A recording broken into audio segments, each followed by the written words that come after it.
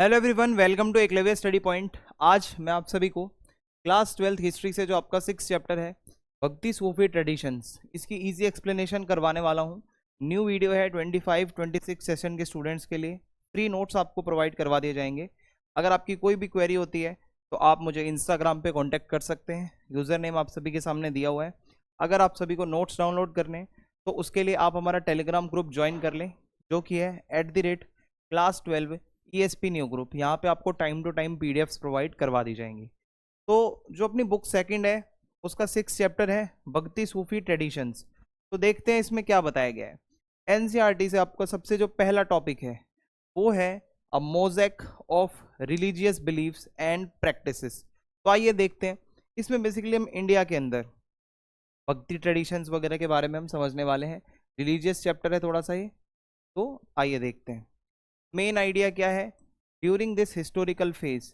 ये जो आज हम चैप्टर पढ़ेंगे ये अर्ली मिडेवल पीरियड जब था इंडिया में, उस टाइम की बात होगी, जहाँ पर बहुत सारे भगवान, बहुत सारी देवियाँ, गॉडेस जो कि विजिबल होने लगे थे, जो आज से पहले नहीं थे। पहले क्या होता था, वैदिक जो देवता होते हैं उनकी पूजा ज़्यादा होती थी। तो देवर वर्शिप्ड वाइडली, बहुत ज़्यादा इनकी वर्शिप होने लगती है। उनकी इमेजेस, उनकी मूर्तियाँ, ये सब अपने को देखने को मिलती हैं इस टाइम पे। सबसे जो मेन देवी देवता है तो 3 मेजर गॉड्स हैं। एक तो विष्णु जी हैं जिनको प्रिजर्वर कहा जाता है, बचाने वाला। शिव जी हैं जिनको डेस्ट्रॉयर कहा जाता है। और गॉडेस है जो मदर गॉडेस है, माँ, ठीक है, देवी। तो इनकी पूजा बेसिकली पूरे इंडिया में होती है, ठीक है, बहुत ही ज़्यादा वाइडली। और अगर मैं आपको बताऊं, historians believe that 2 important process were happening at this time. 2 तरीके की चीज़ें इंडिया में इस टाइम पे हो रही थी। पहली टॉप डाउन प्रोसेस, एक है बॉटम अप प्रोसेस।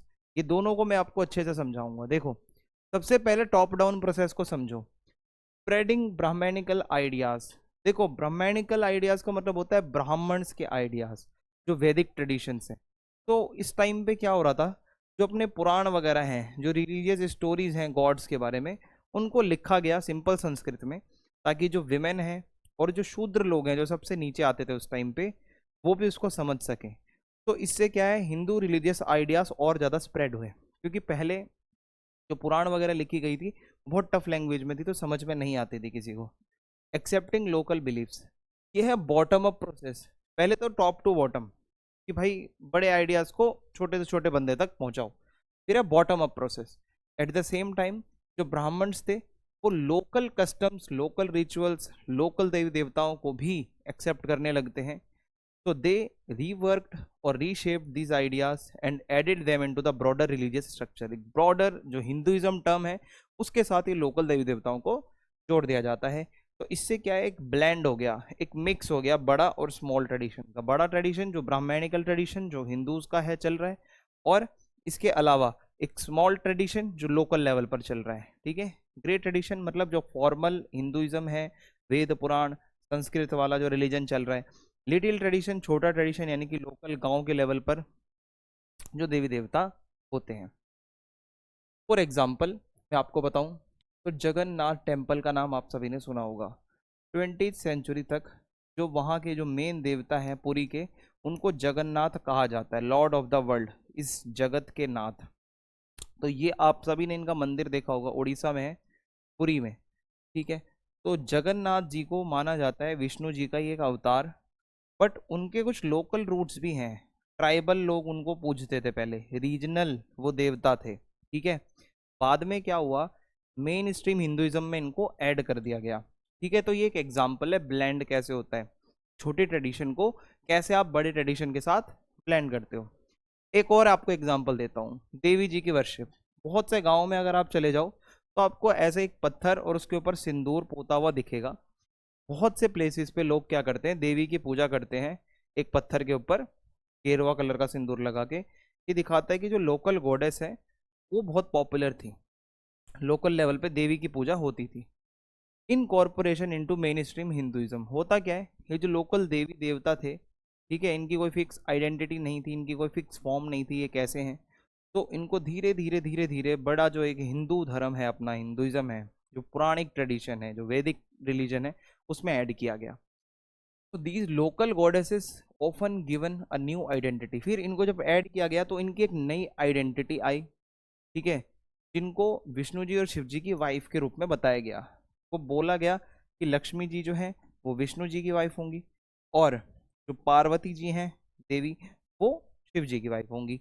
तो इस तरीके से इनकी एक आइडेंटिटी आ गई अपने पास। फिर ये जो फोटो में देख रहे हो, ये बंदा एक तांत्रिक है।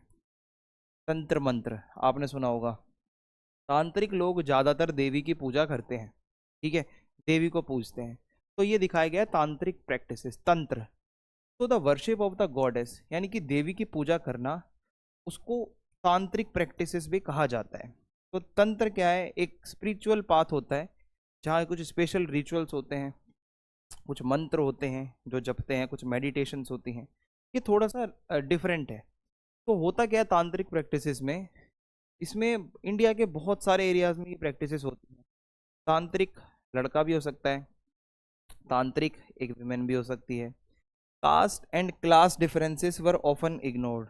तांत्रिक में कोई भी किसी भी कास्ट का बंदा तांत्रिक की प्रैक्टिसेस कर सकता है, किसी भी क्लास का हो, किसी भी कास्ट का हो। तो वैदिक ट्रेडिशन वर्सेस पुराणिक ट्रेडिशन, अगर मैं आपको बताऊं, वैदिक ट्रेडिशन में क्या होता था, पहले जो मेन गॉड्स थे वो थे अग्नि देवता, इंद्र देवता, सोम देवता। ये बहुत ही इंपॉर्टेंट थे, वेदों में इन्हीं का नाम आता है, ऋग्वेद वगैरह में, ठीक है। पुराण वगैरह में नहीं है, ये ऋग्वेद में है। वहीं अगर पुराणिक देवता की बात करें, बाद में पुराणों में जो आए वो है विष्णु जी, शिव जी, देवियाँ। तो ये बहुत ज़्यादा पॉपुलर हो गए, इनकी स्टोरीज पुराण के अंदर, ठीक है, माइथोलॉजीज, तो इनके टेम्पल बने। तो विष्णु जी, शिव जी और devi are mentioned in the Vedas, their roles in the Vedic hymns are very small। वेदों में ऐसा नहीं है इनका नाम नहीं आता, वेदों में भी विष्णु जी का नाम आता है, बट उनका रोल इतना ज़्यादा नहीं आता, उसमें बहुत छोटा सा रोल आता है। पुराणों में ज़्यादा डिटेलिंग है, लेकिन वेद आज भी उतने ही इम्पोर्टेंट है। इवन दो रिलीजियस प्रैक्टिसेस बदल गई, पुराण वगैरह के देवता ज़्यादा फेमस हो गए, वैदिक गॉड्स, बट जो वेद हैं वो आज भी हमारे लिए उतने ही सेक्रेड हैं। आज भी हम वेदों की उतनी ही रिस्पेक्ट करते हैं।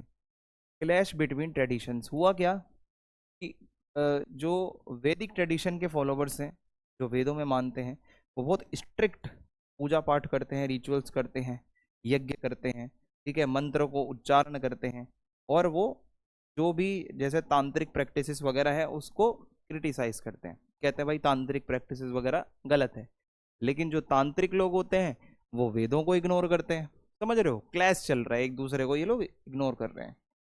ये बिलीव करते हैं एक डायरेक्ट कनेक्शन होना चाहिए। जो तांत्रिक लोग हैं, खुद देवी को प्रसन्न करो, देवताओं को प्रसन्न करो, खुद कनेक्शन बनाओ, कोई ब्राह्मण की जरूरत नहीं है। तो इससे तांत्रिक वर्सेस वैदिक फॉलोवर्स के बीच में कई बार क्लैश होता है। अब मैं आपको आगे बताता हूँ। देखो, ये शिव जी के फॉलोवर्स हैं, एक तरफ विष्णु जी के फॉलोवर्स हैं, इनके बीच अलग क्लैश चलता है। देखो, जो लोग एक स्पेसिफिक देवता को फॉलो करते हैं, जैसे विष्णु जी के फॉलोवर हैं या शिव जी के फॉलोवर हैं, वो समझते हैं हमारे भगवान ही सबसे बेस्ट हैं। तो इससे एक राइवलरी बन गई वैष्णव लोग और शैव लोग के बीच में। वैष्णव कौन है? जो विष्णु जी के फॉलोवर्स हैं। शैव कौन है? जो शिव जी के फॉलोवर्स हैं। अब ये क्या करते हैं? आपस में लड़ते रहते हैं। ये कहते हैं कि हम ज़्यादा बेटर हैं, हम ज़्यादा सुपीरियर हैं, हमने दुनिया को बनाया है। तो ये सब चल रहा है। अब एक वर्ड आता है भक्ति। कहते हैं ना भाई, भक्ति मत करो, किसी के भक्त मत बनो। भक्ति क्या है? भक्ति एक डीप पर्सनल डिवोशन, ऐसा डिवोशन जो पर्सनल है, आप खुद भगवान से कनेक्शन बना रहे हो, भगवान से प्यार कर रहे हो। एक तो होती है सिंपल वर्शिप, मंदिर जा रहे हो रेगुलर पूजा करने, ठीक है, चढ़ावा चढ़ा रहे हो। एक होती है इंटेंस इमोशनल डिवोशन, यानी कि आप कुछ गा रहे हो, डांस कर रहे हो, चैंट कर रहे हो। आप कभी इस्कॉन वगैरह में चले जाओ तो आपको ये देखने को मिलेगा। भजन कीर्तन की भक्ति है, भजन गा रहे हो, डिवोशनल सॉन्ग्स गा रहे हो, मंत्र उच्चारण कर रहे हो। तो ये विष्णु जी के जो फॉलोवर्स हैं, शिव जी के फॉलोवर्स हैं, उन सब में भक्ति का यही फॉर्म देखने को मिलता है, ठीक है। अब अपना सेकेंड टॉपिक है poems of prayer, early traditions of भक्ति, ठीक है। ये आपका एनसीईआरटी के अकॉर्डिंग ही मैं चल रहा हूँ सारे टॉपिक लेते हुए। तो देखो, पोएट सेंट्स। अब कुछ संत ऐसे हुए, जब भक्ति स्प्रेड होने लगी तो कवि जो पोएट होते हैं उसके रूप में संत अपने को कई स्पिरिचुअल लीडर्स देखने को मिलते हैं। इन्होंने बहुत सारे भजन लिखे, पोएम्स लिखी। तो एक कम्युनिटी बन गई फिर, इनको जो फॉलो करते थे, जो लोग इनको पसंद करते थे।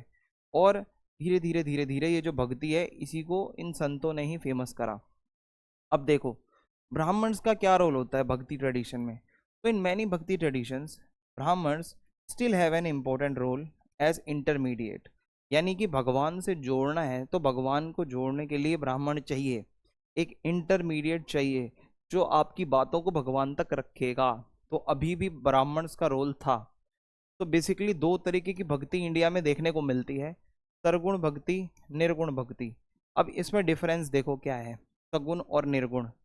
तो देखो सगुण का मतलब होता है विद क्वालिटीज, ऐसी भक्ति जहाँ पर भगवान की कोई क्वालिटीज हैं, भगवान का नाम है, भगवान की शेप है, भगवान की पर्सनैलिटी है, भगवान को आप मूर्ति बना के उसकी इमेज की किसी भी पूजा कर रहे हो, इट मीन्स वो विजिबल है, आप उनको देख सकते हो उनके फिजिकल फीचर्स को। जैसे कि शिव जी हैं, विष्णु जी और उनके अवतार हैं, देवी जी हैं, राम जी, कृष्ण जी, इनकी मूर्तियाँ, इनके फोटोज आप देखते हो ना, तो ये सगुण भक्ति है। तो आप देख रहे हो उनका नाम है, उनकी प्रॉपर शेप है, उनकी पर्सनैलिटी है। कि आप जगन्नाथ मंदिर में जाओ तो आपको वहाँ पर देखने को मिलेगा कि मूर्तियाँ रखी हुई हैं वहाँ पे, तो ये भी एक सगुण भक्ति का एग्जाम्पल है। फिर आते हैं निर्गुण, यानी कि ये ऐसी भक्ति है जिसमें भगवान की कोई फॉर्म नहीं है, भगवान शेपलेस है, भगवान एक एनर्जी है, आप अंदर फील करो उनको, कोई नाम नहीं है भगवान का, नो आइडल, कोई मूर्ति नहीं, नो इमेजेस, कोई फोटो नहीं, कोई फिजिकल फॉर्म नहीं, सिर्फ इनर कनेक्शन, अंदर से स्पिरिचुअल कनेक्शन बनाओ। तो ये निर्गुण भक्ति को संत कबीर, जिनको आपने हिंदी में कभी पढ़ा होगा, वो प्रमोट करते हैं, गुरु नानक जी प्रमोट करते हैं। ठीक है, तो ये सब बातें हैं। फिर उसके बाद अगर हम आगे बढ़ें तो ये संत कबीर जी, गुरु नानक जी की छवि, और अब जाओ गुरुद्वारे वगैरह में भी आपको मूर्ति वगैरह नहीं मिलेगी, ठीक है, गुरु ग्रंथ साहिब मिलेंगे बस। अब यहाँ पे एक टॉपिक आता है, अलवार और नैनार ये कौन थे। तो देखो ये भक्ति संत हैं, आपके सामने इंडिया का मैप है, दिस इज तमिलनाडु। यहाँ पर कुछ लोग थे जो काफ़ी डिवोशनल थे, भक्ति संत थे, जिनको अलवार और नैनार कहा जाता है। इन्होंने भक्ति मूवमेंट स्टार्ट किया, यानी कि जो हिंदुइज्म में बुराइयां आ गई थी उसको ख़त्म करना चाहते थे। तो ये तमिलनाडु से 6th सेंचुरी में स्टार्ट हुए। सबसे पहले अलवार की बात करता हूँ। अलवार लोग कौन थे? अलवार का मतलब होता है दोज हु आर इमर्स्ड, जो इमर्स्ड खो चुके हैं डिवोशन में और विष्णु जी के भक्त हैं। अलवार मीन्स विष्णु जी के भक्त, और वो अपने मंत्र, अपने भजन गाते हैं तमिल लैंग्वेज में विष्णु जी को जो डेडिकेटेड है, ठीक है, राम जी को, कृष्ण जी को डेडिकेट करके वो गाते हैं। तो फिर आते हैं नयनार, इनको याद रखना है। तो जैसे शिव जी के 3 नयन है, 3 नयन, ठीक है, तो नयनार मीन्स शिव जी के भक्त। तो नयनार वर्ड का मतलब होता है लीडर्स या मास्टर्स। वो डिवोटी थे शिव जी के, और वो भी तमिल में ही अपने भजन गाते थे, बट शिव जी को खुश करने के लिए शिव जी से रिलेटेड भजन होते थे। ट्रैवल करते थे ये लोग इधर से उधर, वेंडरिंग यानी कि इधर उधर घूमते रहते थे विलेज टू विलेज, और अपने जो भी मैसेजेस हैं वो अपने पहुंचाते थे। अब क्या है, क्रिएशन ऑफ सेक्रेड टेम्पल्स, जहाँ जहाँ पर ये गए कुछ जगहों को इन्होंने सेलेक्ट करा और बोला यहाँ मंदिर बना दो, ये पवित्र जगह है। तो बाद में वहीं बड़े बड़े लार्जर टेम्पल्स बने। यही टेम्पल आज की डेट में पिलग्रिमेज सेंटर्स बन चुके हैं, तीर्थ यात्रा करने लोग यहाँ पे आते हैं। रिचुअल्स की बात करें, ये जो अलवार और नैनार जो सॉन्ग गाते थे ये मंदिरों में डेली गाए जाने लगे, ठीक है। उनके गाने सिर्फ गाए नहीं जाते थे, बट उनकी मूर्तियाँ, उनकी इमेजेस भी मंदिरों में लगाई गई। इन्होंने कास्ट सिस्टम को अपोज किया, ब्राह्मणिकल डोमिनेंस को अपोज किया। कुछ हिस्टोरियंस मानते हैं कि अलवार और नैनार सिर्फ स्पिरिचुअल नहीं थे, वो सोसाइटी में रिफॉर्म्स चाहते थे। जो ये कास्ट सिस्टम इतना गंदा बना हुआ था, अनटचेबिलिटी एंड ऑल, वो उसको ख़त्म करना चाहते थे। तो उन्होंने इस रिजिड कास्ट सिस्टम के अगेंस्ट प्रोटेस्ट करी, ब्राह्मण्स की अथॉरिटी पे क्वेश्चन मार्क लगाया कि भाई ब्राह्मण्स आप कौन होते हो सब कुछ डिसाइड करने वाले। फिर क्या, ये जो भक्ति संत होते थे अलवार नैनार, ये हर कास्ट से आते थे। कुछ ब्राह्मण थे, कुछ आर्टिसंस रह चुके थे पहले, कोई फार्मर की फैमिली से था, कोई शूद्र भी था, कोई लोअर कास्ट का भी था, कुछ कुछ जो अनटचेबल माने जाते थे वो भी थे। यानी कि अलवार नैनार कोई भी बन सकता था, इसके लिए आपको ब्राह्मण होना जरूरी नहीं है। अब उन्होंने क्या करा, अपना खुद का एक ग्रंथ लिख डाला जिसको उन्होंने वेदों के इक्वल बताया। तो उन्होंने जो भी सॉन्ग्स लिखे, मंत्र लिखे अलवार और नैनारों ने, बहुत ही पावरफुल थे, सेक्रेड थे। एक अलवार लोगों ने अपना एक ग्रंथ लिखा जिसको कहा जाता है नलयीरा दिव्य प्रबंधम।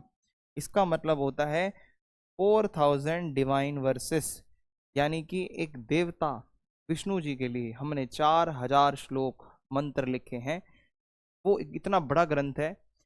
और विमेन की भी इक्वल रिस्पेक्ट कर रहे हैं ये लोग। अगर आप देखोगे सबसे स्पेशल फीचर है अलवार और नैनार भक्ति मूवमेंट का कि विमेन्स डिवोटी भी हैं इसमें, लड़कियां भी इसमें भक्त बन सकती हैं। ठीक है, तो वो एक्टिव थी, पोएट्स भी थी बहुत सारी लड़कियां, ठीक है, और स्पिरिचुअल लीडर्स भी थी बहुत सारी विमेन, और बहुत स्ट्रॉन्ग पर्सनैलिटीज थी। जैसे कि फॉर एग्जाम्पल, पहला एग्जाम्पल है अंडाल। अंडाल कौन है? अलवार भक्त थी, ठीक है, विमेन वो भी। तो Andal was a famous women saint among the Alvars. Vishnu ji को पूजने वाली एक ये विमेन थी। ब्यूटीफुल डिवोशनल पोम्स उन्होंने लिखी, अपना प्यार दिखाया विष्णु जी के लिए। और उनके जो वर्सेस हैं, जो उनके श्लोक हैं, उसमें बताती हैं वो खुद को कि वो विष्णु जी की पत्नी है।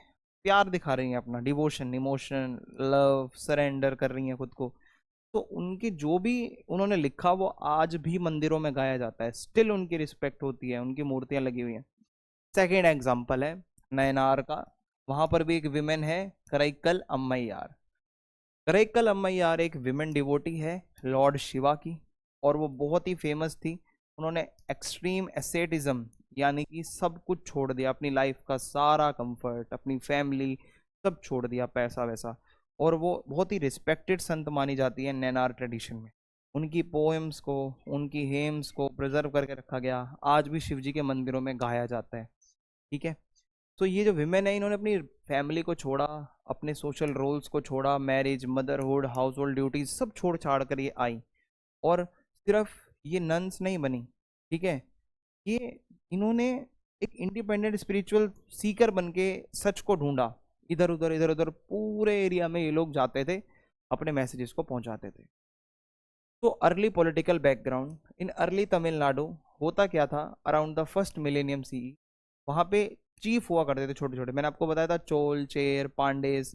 तो होता क्या है, 6th सेंचुरी के आसपास से कुछ बड़े बड़े स्टेट्स थे जैसे पल्लवास, पांड्यास, ये बहुत पावरफुल थे साउथ इंडिया के अंदर। तो होता क्या है, जब भक्ति ट्रेडिशन नहीं आया था तो बुद्धिज्म और जैनिज्म बहुत पॉपुलर था यहाँ पे। तो ये जो रिलीजन्स थे, इनको पूरी सपोर्ट मिलती थी ट्रेडर्स की, आर्टिसंस की, क्योंकि वो लोग पसंद करते थे बुद्धिज्म जैनिज्म को। तो ओकेजनली जो किंग होता था फिर वो भी सपोर्ट करता था बुद्धिज्म जैनिज्म को। फिर हुआ क्या, ये जो भक्ति पोएट्स थे अलवार नैनार, इनका पंगा हो गया बुद्धिज्म वालों से और जैनिज्म वालों से। कैसे? जो भक्ति गीत लिखे गए जितने भी नैनारों ने लिखे, उन्होंने बुद्धिज्म को और जैनिज्म को क्रिटिसाइज किया, बोला कि ये लोग गलत हैं। वाई? क्योंकि हिस्टोरियंस कहते हैं हो सकता है उनका कंपटीशन चल रहा हो, भाई हर कोई चाहता हो किंग की सपोर्ट मिले, डोनेशंस मिले। तो जो भक्ति संत हैं वो अपने आइडियाज़ को प्रमोट कर रहे हैं, शैविज्म, वैष्णविज्म और दूसरे ट्रेडिशंस को पुश कर रहे हैं, अपने को ऊपर ला रहे हैं। तो यहीं साउथ इंडिया में ही आप अगर देखोगे, तमिलनाडु से ही रिलेटेड एक डायनेस्टी थी, चोल डायनेस्टी, बहुत ही फेमस नाम है। स्ट्रॉन्ग सपोर्ट वो करते थे ब्राह्मण्स को और भक्ति ट्रेडिशन वाले संतों को, शिव जी वाले लोग हैं, विष्णु जी वाले लोग हैं, सबको वो लोग सपोर्ट करते थे। उन्होंने बड़े बड़े लैंड दिए जहाँ टेम्पल बने बाद में चल के, ह्यूज स्टोन टेम्पल्स उन्होंने बनवाए। तो ये जो बड़े बड़े टेम्पल्स बनवाए चोल रूलर्स ने, उनमें से 3 नाम आपको बताता हूँ। चिदम्बरम टेम्पल, तंजावुर टेम्पल जिसको बृहदेश्वर टेम्पल भी कहा जाता है, गंगाई कोंडा चोलपुरम टेम्पल। ये 3 टेम्पल्स हैं जिसकी फोटोज आपके पीछे हैं, देखो। ये इतने बड़े बड़े मंदिर उन्होंने बनवाए। इससे ये चीज़ नज़र आती है कि हाँ, ये चोल रूलर्स काफ़ी इंटरेस्टेड थे। ब्यूटीफुल आर्ट इंस्पायर्ड बाय संत। तो जो चोल आर्टिस्ट होते थे, उन्होंने ब्रॉन्ज के स्टैचूज बनाए, जैसे कि लॉर्ड शिवा, ये देखो नटराज मुद्रा में खड़े, इनके स्टैचूज बनाए। तो जो आर्टिस्टिक वर्क है ये दिखाते हैं कि ये लोग कितने ज़्यादा भक्ति में इंटरेस्टेड थे, ठीक है, भगवानों को लेकर। Support from Vellalar peasants. अब ये जो किसान होते थे साउथ इंडिया में, उनको वेलाला कहा जाता था, और किंग लोग चाहते थे ये पीजेंट्स हमेशा उनके साथ रहें। तो हुआ कि ये जो वेलालास थे, ये उन भक्ति संतों के फैन थे। तो हुआ क्या, वो अलवार और नैनार की रिस्पेक्ट करते थे। तो चोल किंग ने क्या करा, सपोर्ट कर दिया, ठीक है, भक्ति संत को, ताकि ये वेलाला पीजेंट्स किंग के साथ रहे हमेशा। तो ये भी होता था। तमिल हेम्स एंड रॉयल इन्वॉल्वमेंट, तो चोल किंग्स जो थे उन्होंने क्या करा, मंदिरों में सपोर्ट किया कि हाँ भाई तमिल भक्ति जो भक्ति गीत हैं भजन हैं ये गाने चाहिए। और they also helped collect and organize the hymns of Nainars into a text called Tavram। Nayanars लोगों ने जितने भक्ति गीत लिखे उसको एक बुक में एक टेक्स्ट के फॉर्म में लिखवाया जिसका नाम रखा गया तेवरम। ठीक है, ये काम भी चोल रूलर्स ने करवाया। फिर क्या है 945 में चोल किंग परांतक फर्स्ट ने क्या करा, मेटल की मूर्तियां बनवाई इन संतों की, अपार की, सबंदर की और सुंदरार की। ठीक है, ये संत है, भक्ति संत है, इनकी मूर्तियां इन्होंने मंदिरों में लगवाई। अब अपना तीसरा टॉपिक है एनसीईआरटी से, द वीर शैव ट्रेडिशन इन कर्नाटक। अब हम कर्नाटक में चलते हैं, ये भी शिवजी वाले ही लोग हैं, थोड़े से डिफरेंट है बस। देखो ये है कर्नाटक, ठीक है, तो ये जो नया भक्ति मूवमेंट है ये 12th सेंचुरी का है, कर्नाटक के अंदर का, south India, see this is Karnataka. अब यहाँ पे क्या हुआ था, एक लीडर था बासवन्ना, 1106 से 1168 तक ये जिए थे। तो ये मूवमेंट स्टार्ट किया एक ब्राह्मण ने जिनका नाम था बासवन्ना। वो सिर्फ एक संत नहीं थे, एक मिनिस्टर भी रह चुके थे वो कालचूड़ी रूलर के कोर्ट में, और वो एक स्पिरिचुअल लीडर थे और शिवजी के डिवोटी थे, शिवजी को बहुत मानते थे, लोगों को वो जोड़ना चाहते थे। जो इनके फॉलोवर्स थे उनको वीर शैव कहा जाता है, लिंगायत भी कहा जाता है। तो बासवन्ना के जो फॉलोवर्स हैं उनको दो नामों से जाना जाता है, एक तो है वीर शैव यानी कि हीरोज ऑफ शिव, शिव जी के सपोर्टर्स, ठीक है। एक है लिंगायत यानी कि वियरर्स ऑफ द लिंग, जो शिवलिंग को वियर करके अपने साथ लेकर चलते हैं। ये ग्रुप आज भी है, लिंगायत लोग आज भी कर्नाटका में रहते हैं। लिंगायत लोग क्या मानते हैं, वो शिव जी की लिंग रूप में पूजा करते हैं, ना कि आइडल। यही डिफरेंस है बस शैविज्म में और लिंगायत में, ये शिवलिंग की पूजा करते हैं। So they worship Shiva not in human form but as a linga यानी कि शिवलिंग फॉर्म में, जो कि सिंबल है शिव जी की पावर और एनर्जी का। तो जो मैन होते हैं वो एक छोटा शिवलिंग अपने साथ रखते हैं, एक बॉक्स में एक केस होता है उसको अपने साथ रखते हैं यहाँ पे, ठीक है, लेफ्ट शोल्डर में रखते हैं। और एक यहाँ पे टॉपिक है रेवरेंस फॉर जंगमास। जंगमास क्या है, वो अपने गुरु को बहुत रिस्पेक्ट देते हैं, जिनको जंगमास कहा जाता है, जो कि इधर उधर घूमने वाले मॉन्क होते हैं, स्पिरिचुअल गाइड होते हैं, ठीक है। ये लिंगायत लोगों में बहुत फेमस है। अब अगर डेथ हो जाए तो उसके बाद ये लोग क्या मानते हैं, दे बिलीव दैट डेथ के बाद जो अपनी सोल होती है वो शिव जी के साथ मिल जाती है जाके, ठीक है, और कोई रीबर्थ नहीं होता, एक बार ही गए तो शिव जी में मिल गए। तो ये क्रीमेशन भी नहीं करते यानी कि दाह संस्कार नहीं करते, जैसे हमारे शास्त्रों में लिखा है चाकू अग्नि लगाओ, ये नहीं करते। ये क्या करते हैं, मरने वाले को बरी कर देते हैं, जमीन में दफना देते हैं। तो इससे दिखता है कि हिंदू रिचुअल्स से ये थोड़े अलग चलते हैं। सोशल रिलीजियस रिफॉर्म्स भी ये लोग करना चाहते थे, कास्ट सिस्टम को नहीं मानते, अनटचेबिलिटी को ये लोग नहीं मानते। तो ये कहते हैं कास्ट सिस्टम गलत है। इसके अलावा आप किसी को अनटचेबल कह रहे हो, इम्प्योर कह रहे हो, किसी को अपर कास्ट का बोल रहे हो, ये भी गलत है, ठीक है। तो ये चीज़ है। और रीबर्थ को तो ये लोग मानते ही नहीं, मैंने आपको बता दिया। ये जो बॉर्न अगेन, मर के दोबारा पुनर्जन्म का कॉन्सेप्ट है, ये इसको नहीं मानते। एक बार मर गए तो सीधा शिव जी में मिल जाओगे। थोड़े से लोग प्रोग्रेसिव थे, आगे की सोचते हैं, मैरिज आफ्टर प्यूबर्टी, आप एक बारी हो गए हो 18+ 20+ तभी आप शादी करो, चाइल्ड मैरिज ना हो। विडोज हैं अगर कोई तो उनकी दोबारा से शादी को ये सपोर्ट करते हैं। तो इसके अलावा ये दोनों चीज़ें ही धर्मशास्त्र वगैरह में बहुत ज़्यादा प्रोहाइबिटेड थी, फॉरबिडन थी, कि आप विधवा की शादी नहीं कर सकते। पर इन्होंने कहा नहीं, उनको भी इक्वालिटी मिलनी चाहिए।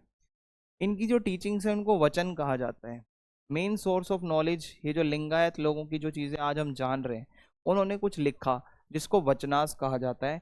वचनास का मतलब होता है सेइंग्स, जो वो कहते थे, शॉर्ट पोएम्स हैं, तो उन्होंने अपने आइडियाज़ हमें बताए, हम तक स्पिरिचुअल जो भी उनके आइडियाज़ थे।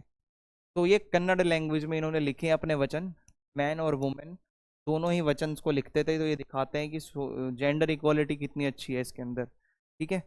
तो इस तरीके से ये पूरा का पूरा टॉपिक अपना खत्म होता है यहाँ पे। अगला जो हमारा टॉपिक है वो एनसीईआरटी से टॉपिक नंबर 4 है, रिलीजियस फर्मेंट इन नॉर्थ इंडिया। तो मैं आपको नॉर्थ इंडिया के बारे में अब मैं पढ़ाने वाला हूँ। मैंने आपको साउथ इंडिया बहुत पढ़ा दिया, अब हम नॉर्थ इंडिया की तरफ चलेंगे। तो देखो, in this period people in north India worshipped deities like Vishnu and Shiva. तो ये जो टाइम पीरियड हम पढ़ रहे हैं इसमें नॉर्थ इंडिया में, यानी कि ज़्यादातर जो आपका नॉर्थ इंडिया का पार्ट है उसमें शिवजी और विष्णु जी की पूजा होती थी। Temples for these gods were often built with the help from rulers. जो रूलर्स होते थे वो पैसे देते थे और फिर इन देवताओं के मंदिर बनाए जाते थे। But historians didn't find devotional poems और सॉन्ग्स, जैसे कि अपने साउथ इंडिया में याद है अभी पढ़ा था पीछे, अलवार और नैनार, उन्होंने अपनी पोम्स वगैरह लिखी थी साउथ इंडिया में। ऐसा नॉर्थ इंडिया में अपने को देखने को नहीं मिलता। During this time Rajput kingdoms became powerful in north India.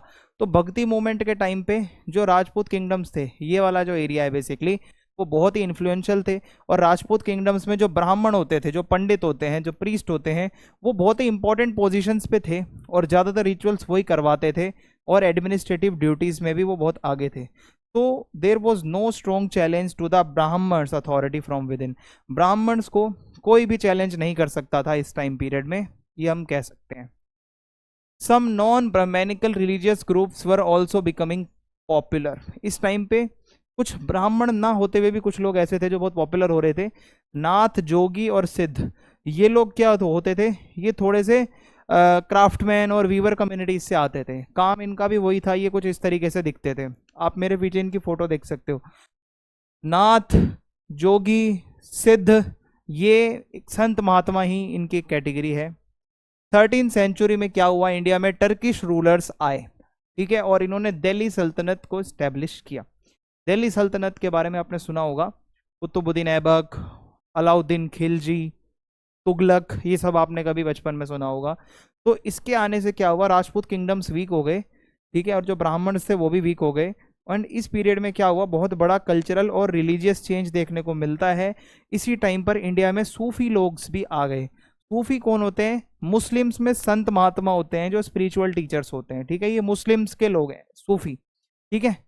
तो आज मैं आपको टॉपिक स्टार्ट करवा रहा हूँ, new strands in the fabric Islamic tradition. तो इसके अंदर मैं आपको बताऊंगा सूफी के बारे में हम पढ़ेंगे। इंडिया वॉज नेवर आइसोलेटेड, ये याद रखना, different regions in the Indian subcontinent were always connected with each other. ज़्यादातर जो इंडिया के आसपास के एरियाज थे, हम शुरू से ही इनके साथ ट्रेड करते आ रहे थे, इंटरनेशनल कॉन्टैक्ट थे हमारे थ्रू द सी रूट्स, हम जाते थे, स्पेशली अरब जो मर्चेंट्स होते थे उनके साथ घोड़े वगैरह हम खरीदते थे। वेस्टर्न कोस्ट जो था हमारा, यहाँ से हम जाते थे और अरबिक कंट्रीज में हमारा जो था कनेक्शन, और लैंड रूट्स भी थे, ठीक है, सेंट्रल एशिया से होते हुए सिल्क रूट वगैरह आगे आप जाओगे। तो हम ऐसा नहीं है कि बाहर कभी गए नहीं थे, हम बाहर गए थे, लेकिन अब बाहर के लोग इंडिया में आ गए, उनका अराइवल हो गया, जो टर्किश लोग होते हैं। तो अराइवल ऑफ इस्लाम, इंडिया में इस्लाम कैसे आया, अब हम इस्लाम के बारे में पढ़ने जा रहे हैं गाइस। 7th सेंचुरी ऑनवर्ड से ये देखने को मिलता है। जैनिज्म पढ़ लिया, बुद्धिज्म पढ़ लिया, हिंदुइज्म पढ़ लिया, अब बारी है इस्लाम की।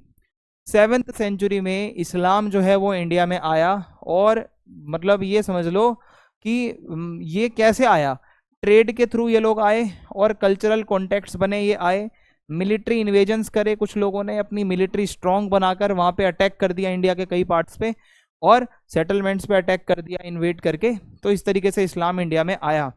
तो सबसे पहले 711 सीई में अरब जनरल मोहम्मद बिन कासिम, ये नाम याद रखना भाई, ये सिंध को कॉन्कर करता है, और अपना जो इसका कैलिफ का एम्पायर था, इनको हिंदी में कहा जाता है खलीफा, ठीक है। तो ये जो कैलिफ होते हैं ये बहुत ही बड़े लीडर्स होते हैं इस्लाम के, तो इनका पूरा एम्पायर होता था, तो उसका पार्ट बनाया सिंध को मोहम्मद बिन कासिम ने। 13th सेंचुरी में जो टर्किश लोग थे और जो अफगानी लोग थे, वो दिल्ली सल्तनत को एस्टेब्लिश करते हैं नॉर्थ इंडिया में। और बाद में क्या होता है, सल्तनट्स वर एस्टेब्लिश्ड इन डेक्कन टू, यानी कि जो साउथ इंडिया का पार्ट है यहाँ पे भी सल्तनत एस्टेब्लिश हो गई। तो धीरे धीरे धीरे धीरे इस्लाम हर जगह पर फैलने लग रहा है, ये आप कह सकते हो। This continued with the rise of the Mughal empire in the 16th century. अब आया है 1526 का टाइम, जब बाबर आता है, और इसी के साथ ये मुगल एम्पायर स्टार्ट होता है। फिर 100-200 साल तक चलो भाई मुस्लिम rule. So even in the 18th century, many regional kingdoms had rulers who followed Islam. 18th century तक आते आते भी ज़्यादातर जो रूलर्स थे वो इस्लामिक रूलर्स ही थे। अब मैं आपको बताता हूँ, in theory Muslim rulers were suppose to, ये माना जाता है कि अगर कोई आदमी मुस्लिम है तो उसको क्या करना पड़ेगा, शरिया को फॉलो करना पड़ेगा। अब आप सोचोगे ये शरिया क्या है? शरिया का मतलब होता है इस्लामिक लॉ। ये ऐसी बुक होती है, शरीयत भी कहा जाता है इसको। इस बुक के अंदर सारे लॉज लिखे होते हैं इस्लाम के। तो जो भी रूलर होगा वो उसको फॉलो करेगा, और रूलर जो है वो गाइडेंस में चलेगा उलेमा की। उलेमा कौन होता है? Islamic scholar. जैसे कि ये आदमी खड़ा है, ये स्कॉलर है, इसको पूरी नॉलेज है इस्लाम की, तो जो रूलर होगा वो इसकी बात मानेगा। और इंडिया में क्या है, बहुत ज़्यादा नॉन मुस्लिम पॉपुलेशन थी, ज़्यादातर हिंदूज थे। सो इस्लामिक लॉ तो भाई आप हर जगह लगा नहीं सकते, क्योंकि हिंदूज तो मानने से रहे। अब हुआ क्या, Islamic law had already developed a system for non Muslim subjects. तो इन्होंने क्या करा, एक जुगाड़ बनाया जिसको जिम्मी सिस्टम कहा गया। जिम्मी सिस्टम क्या है? जिम्मी, इसको धिम्मी भी कहा जाता है। ये एक अरेबिक वर्ड है जिसका मतलब होता है जिम्मा, यानी कि आप प्रोटेक्शन कर रहे हो, रिस्पॉन्सिबिलिटी, जिम्मेदार, जिम्मी। तो जिम्मी सिस्टम में क्या होता था, बेसिकली ये जो लोग पीपल ऑफ द बुक, यानी कि ऐसे लोग जो ज्यूविश हैं, जो यहूदी हैं, जो क्रिश्चियंस हैं, और बाद में हिंदूज को भी इसमें ऐड कर दिया गया, तो उनके लिए ये रूल आया था। और जिम्मीज को ये कहा गया कि आप अपना रिलीजन फॉलो कर सकते हो पीसफुली, आपका रूलर इस्लामिक होगा, आपको लेकिन बदले में एक पैसा का अमाउंट देना पड़ेगा, टैक्स, जिसको जिजिया कहा जाता है। ये कहलाता है जिम्मी सिस्टम। जिम्मी में यानी कि रूलर तो इस्लामिक होगा, आप अपने रिलीजन को फॉलो करते रह सकते हो, बट बदले में पैसा दो, रिलीजियस टैक्स, जिजिया। तो this was a symbolic tax showing that they accepted Muslim protection. जिजिया देने का मतलब है कि आप मुस्लिम रूलर्स को मानने लगे हो।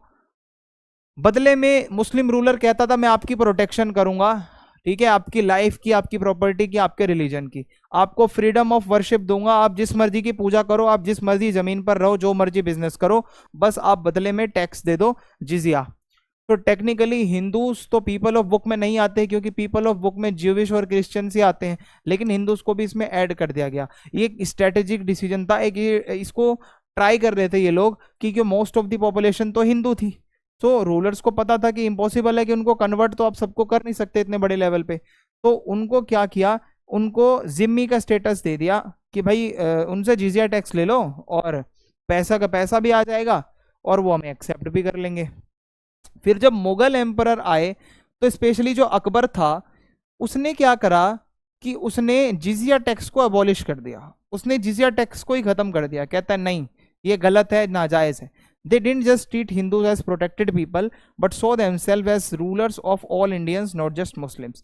अकबर खुद को सारे इंडिया का रूलर मानता था, सिर्फ मुस्लिम्स का रूलर नहीं मानता था। तो इसने तो जिजिया टैक्स तक को भी हटा दिया था, ये माना जाता है। सो अकबर अबॉलिश जिजिया, एंड ये एक अपनी पॉलिसी लेकर आया, सुलह ए कुल। सुलह ए कुल का मतलब होता है आप सभी एक परिवार के लोग हो, आप मिलजुल कर रहो, सुलह के साथ रहो।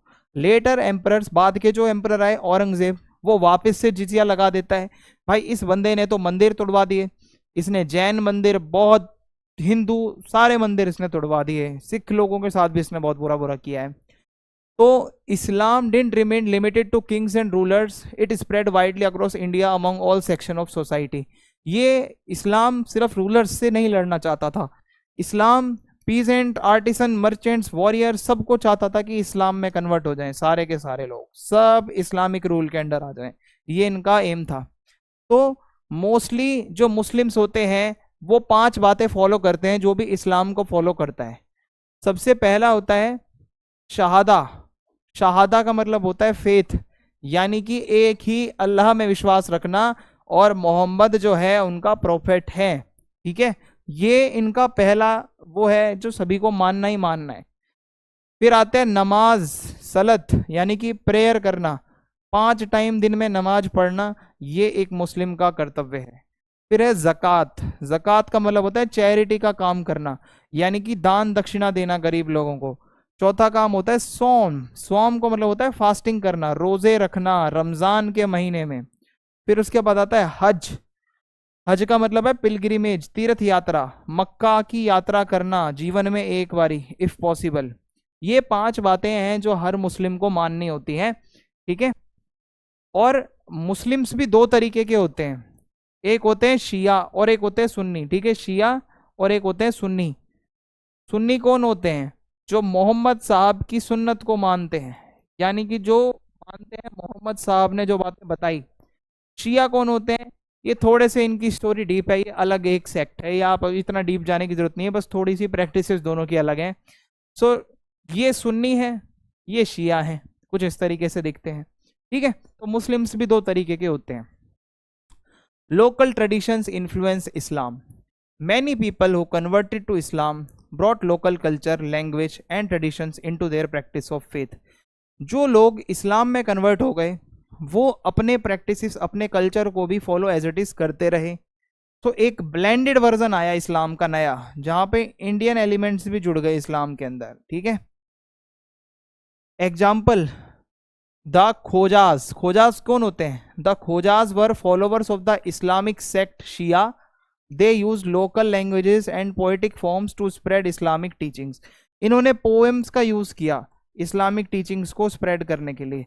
तो एक ये नई चीज है, इन्होंने अपनी लोकल लैंग्वेज में इस्लाम को ज्यादा से ज्यादा प्रमोट किया, तो ये भी एक नई चीज है। तो उन्होंने क्या करा, पोएम्स यानी कि ज्ञान, डिवोशनल पोएम्स, ये वर्ड ज्ञान यानी कि नॉलेज से आया है। सो ये लोग अपनी पोएम्स लिखते थे पंजाबी में, मुल्तानी भाषा में, ये पाकिस्तान साइड होती है, सिंधी ये भी पाकिस्तान साइड है, कच्छी ये गुजरात साइड है, कच्छ का जो एरिया है, हिंदी नॉर्थ इंडिया, गुजराती गुजरात। तो ये अलग अलग लैंग्वेजेस में इन लोगों ने इस्लामिक जो बातें थी उसको स्प्रेड करी। अरब मुस्लिम ट्रेडर्स इन केरला। तो देखो ये केरला है, और केरला का ये जो कोस्ट है इसको मालाबार कोस्ट कहा जाता है, जो आप देख पा रहे हो। तो हुआ क्या, अरब मुस्लिम ट्रेडर्स जो थे वो मालाबार कोस्ट के पास सेटल हो गए, ठीक है। बेसिकली जो अपना केरला वाला एरिया है, यहाँ पे ये लोगों ने अपना सेटलमेंट का जुगाड़ बना लिया। They didn't just spread Islam, they also adopted local culture. यहाँ पे जाके इन्होंने इस्लाम तो स्प्रेड किया ही किया, साथ के साथ जो लोकल कल्चर था वो भी इन लोगों ने यहाँ पे अडॉप्ट कर लिया, जो यहाँ के लोगों का कल्चर था। क्या क्या अडॉप्ट किया? सबसे पहले ये लोकल लैंग्वेज बोलना सीख गए, मलयाली, जो वहाँ पे मलयालम भाषा चलती थी। वहाँ का एक कस्टम था मैट्रिलिनी, यानी कि प्रॉपर्टी और लीनिएज का सिस्टम जो होता था वो मदर की साइड से चलता था। इसका उल्टा होता है पैट्रिलिनी, पैट्रियार्की समझ लो या फिर। तो ये लोग फॉलो करने लग गए। मैट्री लोकल रेसिडेंस, यानी कि husbands lived in the wife's family. शादी के बाद जो हस्बैंड है वो अपनी बीवी के घर पे रह रहा है, उल्टा सिस्टम। तो ये इन्होंने अडॉप्ट कर लिया। अब मैं आपको जो अगला टॉपिक पढ़ाने वाला हूं उससे पहले आप देखो कि ये सारी मस्जिद हैं। इसमें एक चीज है कि जिस एरिया में जैसी मस्जिद थी वहां का जैसा आर्किटेक्चर था उसी के अकॉर्डिंग मस्जिद बनी। जो यूनिवर्सल रूल होता है मस्जिदों का, ये उस तरीके से नहीं बनी थी। ये थोड़ा सा डिफरेंस था कि इसका आर्किटेक्चर हर जगह का अलग अलग था, जो कि आप देख पा रहे हो। दिखाता है इस्लाम का ब्लेंडेड वर्जन आया इंडिया में। आज हम हिंदू वर्ड यूज करते हैं, किसी को मुस्लिम कहते हैं, ठीक है, आइडेंटिटी के लिए कि भाई तेरा धर्म क्या है, बोले हिंदू, तू क्या है, मैं मुस्लिम। तो अर्ली मिडेवल इंडिया में 8 से 4th सेंचुरी 14th सेंचुरी तक ये दोनों वर्ड तो कहीं देखने को नहीं मिलते। ऐसा ही सुनने में आता है हिंदू और मुस्लिम वर्ड। संस्कृत टेक्स्ट और इंस्क्रिप्शंस जो है इस टाइम के, वो बहुत ही रेयरली मुसलमान और मुस्लिम शब्द यूज करते हैं। मुसलमान शब्द भी कहीं नहीं था, मुस्लिम शब्द भी कहीं नहीं था। तो लोगों को यूजुअली जिस रीजन से वो आते हैं ये उस चीज को दिखाता है। यानी कि अगर आप किसी को हिंदू कह रहे हो तो आगे आपको मैं बताऊंगा वो किस एरिया के लोगों को हिंदू कहा जाता है। देखो, जो लोग तुरुष्क कहा जाता था जिनको, वो लोग तुर्की वाले थे। जिनको ताजिक कहा जाता था वो लोग तजाकिस्तान के थे। जिनको पराशिक कहा जाता था वो लोग पर्शिया के थे, फारसी। तो ये टर्म्स जो हैं ज्योग्राफिकल हैं, ना कि रिलीजियस। आप किस ज्योग्राफी से आ रहे हो, किस बैकग्राउंड से आ रहे हो, वो आपका नाम बताता है। समटाइम्स हम क्या करते हैं, जैसे जो शक रूलर्स आए, originally used for ancient central Asian tribes, now also used for तुर्क एंड अफगान। तो ये शक वर्ड जो है ये पहले सेंट्रल एशियन ट्राइब्स के लिए यूज होता था। यवन एक वर्ड है, ओरिजिनली इसका मतलब होता है ग्रीक्स, यवन, बट बाद में और भी कई फॉरेनर्स को हमने यवन बोला। तो ये दिखाता है कि जो वर्ड हम यूज कर रहे हैं वो ज्योग्राफिकली आइडेंटिटी है, ना कि उसकी रिलीजियस आइडेंटिटी है। अब हमारा अगला टॉपिक है 6th टॉपिक एनसीईआरटी से, द ग्रोथ ऑफ सूफिज्म। अब मैं आपको सूफिज्म का पूरा टॉपिक पढ़ाने जा रहा हूँ। सूफी लोग कौन होते हैं? स्पिरिचुअल लीडर्स होते हैं इस्लाम में, ठीक है, बहुत स्पिरिचुअल है ये। Who were Sufis? तो in the early centuries of Islam a group of spiritually minded people, ऐसे लोग जो बहुत ही ज़्यादा स्पिरिचुअल थे, इन्हीं को सूफी कहा गया है, ठीक है। और वो मानते हैं स्पिरिचुअल प्योरिटी में, सिंपल अपना लाइफस्टाइल रखो और इनर डिवोशन, अंदर से आप अपनी भक्ति करो, बाहर से मटेरियलिस्टिक चीज़ों को दिखा के भक्ति मत करो, चढ़ावा चढ़ा के। और सूफिज्म क्यों आया? क्योंकि सूफी लोग जो थे वो खुश नहीं थे, they were unhappy with the growing materialism of the caliph. तो जो कैलिफा होता था, इनका जो खलीफा होता था, वो मटेरियलिस्टिक चीज़ों पे ज़्यादा फोकस करता था। तो ऐसे में सूफिज्म ने बोला ये गलत है। The caliph had became to involve in politics, क्योंकि जो स्पिरिचुअल लीडर या रिलीजियस लीडर था इस्लाम का, खलीफा, वो पॉलिटिक्स में ज़्यादा घुसा हुआ था और अपनी पावर, अपनी वेल्थ में ज़्यादा खोया रहता था जो खलीफा होता था। तो रिलीजन को यूज़ किया जा रहा था अथॉरिटी के लिए, स्पिरिचुअल ग्रोथ के लिए रिलीजन को यूज़ नहीं किया जा रहा था। तो सूफी लोगों को बुरा लग गया। तो सूफीज ने इस्लामिक स्कॉलर्स को भी क्रिटिसाइज किया, क्योंकि gave rigid definitions of religious laws, क्योंकि जो ये सूफी कहते हैं कि ये जो लोग इस्लामिक स्कॉलर्स हैं, वो इस्लामिक रूल्स को ना बहुत गंदे तरीके से, रिजिड तरीके से बताते हैं। Use dry and academic methods to explain the Quran and Hadith, कि वो कुरान और हदीत को, कुरान तो आपको पता है, हदीत क्या है? जो मोहम्मद साहब जी की जो सुन्ना ट्रेडिशन है, जो उनकी बातें हैं, जो उन्होंने हिदायत दी है सभी को, आप ये सब फॉलो करो, उसको इन्होंने बहुत उल्टे तरीके से बताया है, बहुत हार्ड तरीके से। तो सूफी लोग ये मानते थे कि religion should come from the heart, not just books, कि दिल से रिलीजन आना चाहिए, किताबों से आप रिलीजियस नहीं बनते, ये इनका मानना था। They taught that the salvation, यानी कि मोक्ष तभी प्राप्त हो सकता है जब आप डीपली प्यार करो भगवान से, डिवोशन, भक्ति करो, ओबीडियंस टू गॉड्स कमांड्स, आप भगवान की हर बात को मानो, following the example of prophet Muhammad whom they saw as the perfect human being, वो मानते हैं प्रोफेट मोहम्मद सबसे परफेक्ट इंसान थे, तो उनको आप फॉलो करो। Unlike scholars who followed rules and logic, Sufi relied on, ज़्यादातर स्कॉलर्स जो होते हैं इस्लाम में वो रूल्स एंड रेगुलेशंस पे रहते हैं, पर सूफी लोग जो होते हैं वो अपना पर्सनल कनेक्शन बनाते हैं स्पिरिचुअल, कि भाई भगवान से हम सीधा कनेक्शन रखेंगे, मेडिटेशन करके, म्यूजिक से, प्रेयर करके, डिवोशन, भक्ति करके। तो ये सब इनके तरीके हैं, ठीक है। अब एक वर्ड आता है यहाँ पे खानकाह। खानकाह का मतलब क्या होता है? जैसे आपने हिंदी में वर्ड सुना होगा आश्रम, तो आश्रम में क्या होता है? संत महात्मा बैठते हैं, प्रवचन देते हैं। तो खानकाह बेसिकली क्या है?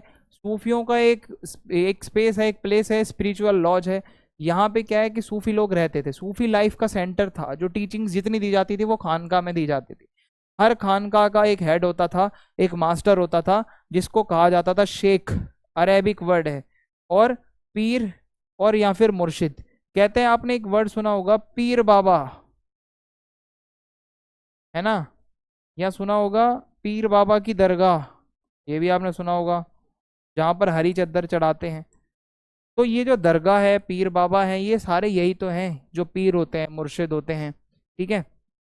तो ये खान का है, देखो यहाँ पे अंदर क्या है, एक सूफी संत महात्मा बैठे होंगे जो कि पीर होंगे, हेड होंगे इस खानका के, और यहाँ पे सारे इनके स्टूडेंट्स हैं जो यहाँ पे सीख रहे हैं इनकी बातें। तो शेख या फिर जो पीर मुर्शिद है, उसका रोल क्या है? शेख होता था एक स्पिरिचुअल गाइड, ये लोगों को गाइड करता था, एक टीचर था। उसका काम था कि अपने जो मुरीद आ रहे हैं, ठीक है, जो उनके डिसिपल्स हैं, जो स्टूडेंट्स हैं, उनको एक्सेप्ट करो, अपॉइंटेड आ सक्सेसर, खलीफा, ठीक है, कि भाई इनका काम होता था कि अगर ये जाने वाले हैं तो उससे अगला कौन बनेगा उसको अपॉइंट करके, successor. Set rules for behaviour inside the khanqah, खानका के अंदर क्या क्या रूल्स चलेंगे वो यही लोग सेट करते थे। Guided how inmates and visitors should behave, जो लोग आ रहे हैं वहाँ पे दरगाह में लोग जाते हैं दुआ मांगने या अपना झाड़ा डलवाने, तो उनको क्या रूल्स फॉलो करने ये बताते थे। अब एक वर्ड है सिलसिला, सिलसिला वर्ड का मतलब होता है चेन, तो ये एक अरेबिक वर्ड है सिलसिला, इसका मतलब होता है स्पिरिचुअल लीनिएज या ट्रेडिशन। इसमें बेसिकली क्या होता है कि मान लो कि एक चेन बन जाती है, प्रॉफेट मोहम्मद ने जो बातें बताई वो सूफी मास्टर लोगों ने सुनी, सूफी मास्टर ने जो बात बताई वो उसके चेले ने सुनी, कल को ये चेला खुद मास्टर बन जाएगा, फिर ये अपने चेलों को बताएगा, फिर ये चेले मास्टर बनेंगे, फिर वो अपने चेलों को बताएंगे, फिर वो अपने चेले को, फिर वो अपने चेले को। तो ऐसे करके करके करके एक चैन बन गई। इसी को कहा जाता है सिलसिला। ओके, तो सिंपल सा है। बेसिकली क्या है, एक स्पिरिचुअल चेन बनती है जहाँ टीचिंग्स को ऑथेंटिकली बहुत अच्छे से पास डाउन किया जाता है। हर डिसिपल जो होता है उसको स्पिरिचुअल एनर्जी, गाइडेंस और ब्लेसिंग दी जाती है इस सिलसिले से। और कुछ इंपॉर्टेंट खानका और सिलसिले के बारे में बताऊं तो खानका बहुत ही ज़्यादा इंपॉर्टेंट जगह होती थी, जो मैंने आपको बताया आश्रम जैसी, जहाँ पे लोग सीखने के लिए आते थे, वहाँ पे लोग प्रेयर करते थे, अपनी सेवा देते थे और स्पिरिचुअल ग्रोथ के लिए लोग वहाँ आते थे। तो सिलसिलास क्या होते थे, वहाँ पे ऑथेंटिक टीचिंग मिलती है। आपको सूफीज्म के बारे में सीखना है, आप किसी सिलसिले में चले जाओ, ठीक है, खानका के अंदर जो सिलसिला चल रहा होगा, कोई पीर बैठा होगा, वो उसकी बातें सुन लो। तो ये मिलकर सूफीज्म को क्या करते हैं कि स्प्रेड करने में मदद करते हैं।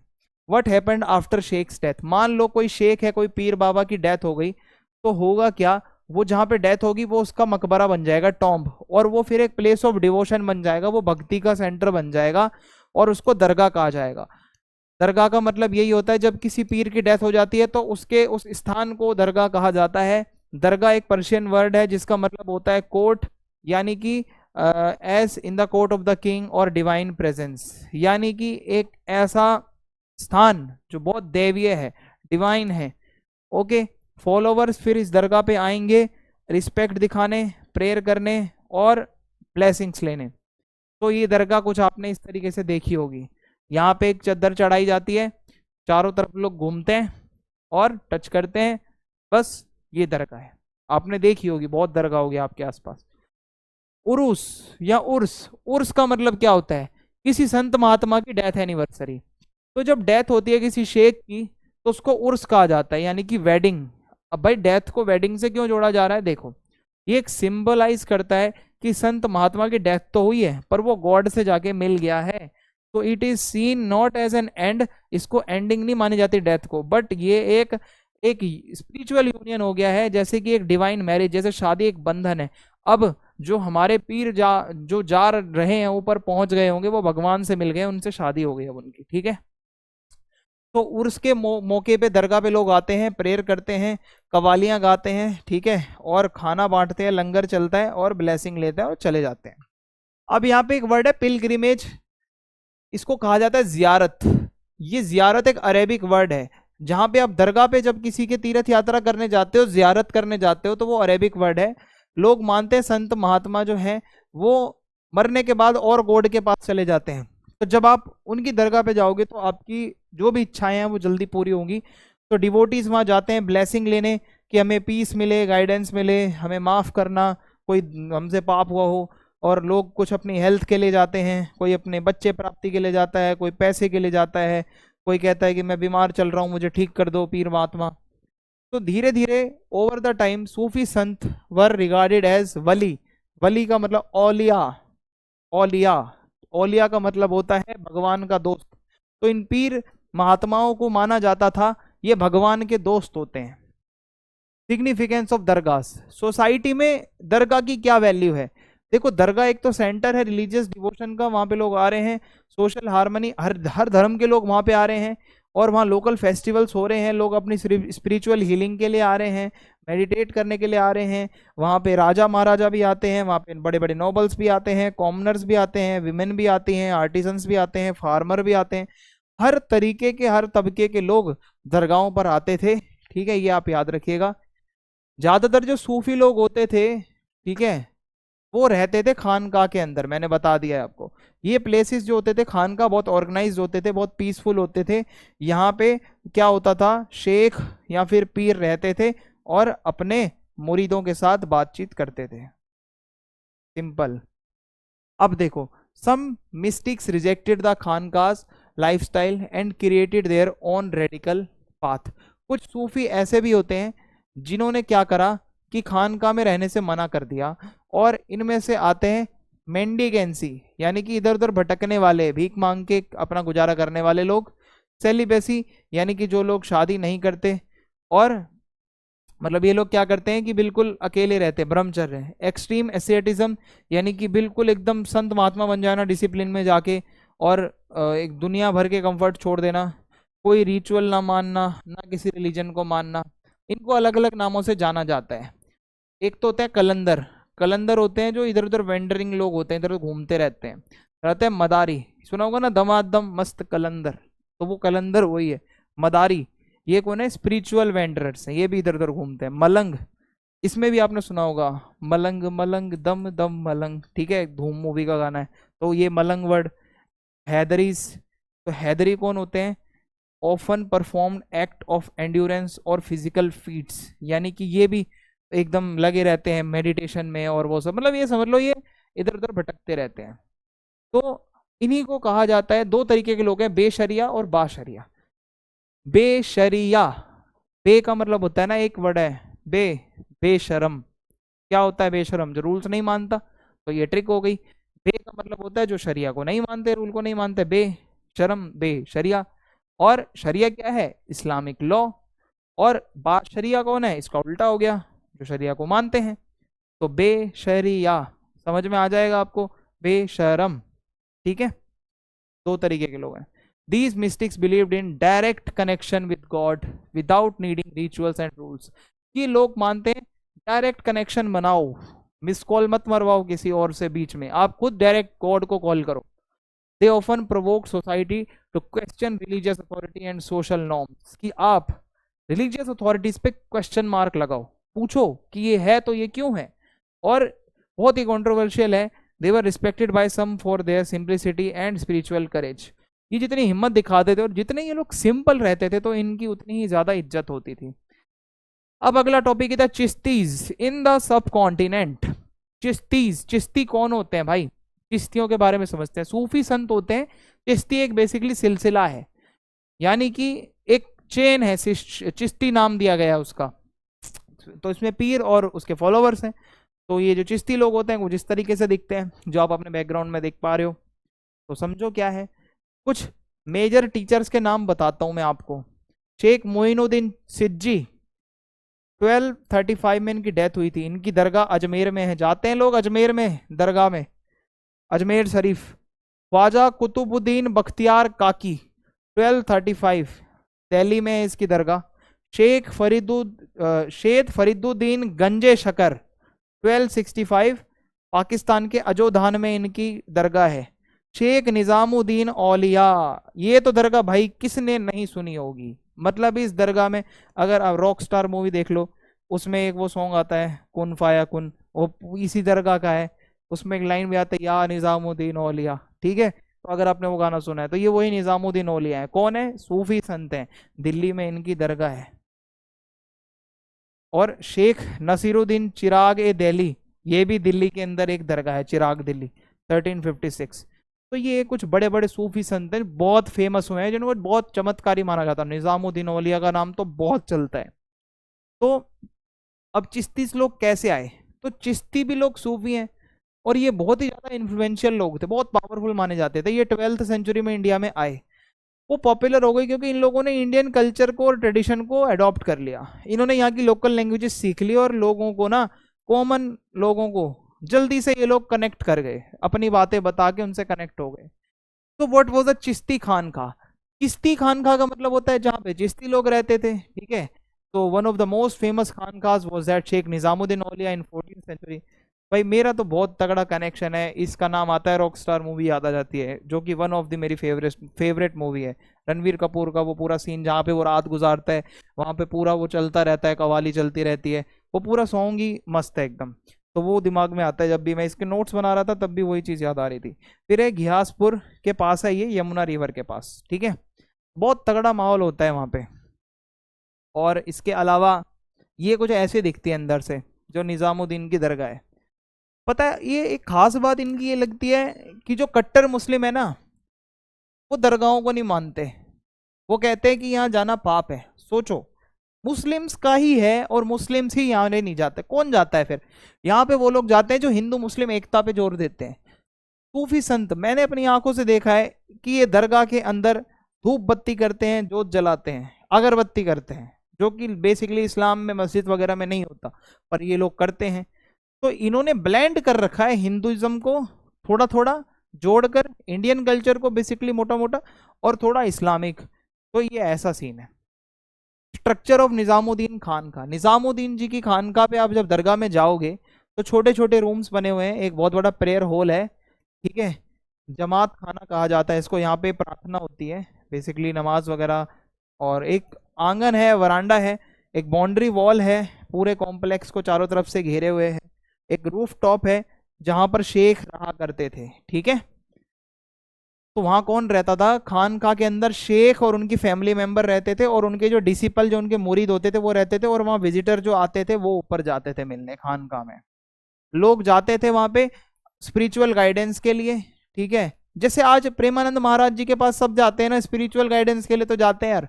प्रेमानंद महाराज जी कोई चमत्कार थोड़ी ना वहां पे कर रहे हैं कि वो ऐसे कर देंगे तो तुम पे लाख रुपए आ जाएंगे, वो आपको स्पिरिचुअल गाइड दे रहे हैं, मतलब एक स्पिरिचुअल गाइड है, वो गाइडेंस दे रहे हैं आपकी लाइफ के लिए, आपको अच्छा करो जिससे आप उन ब्लेसिंग लेने लोग जाते हैं।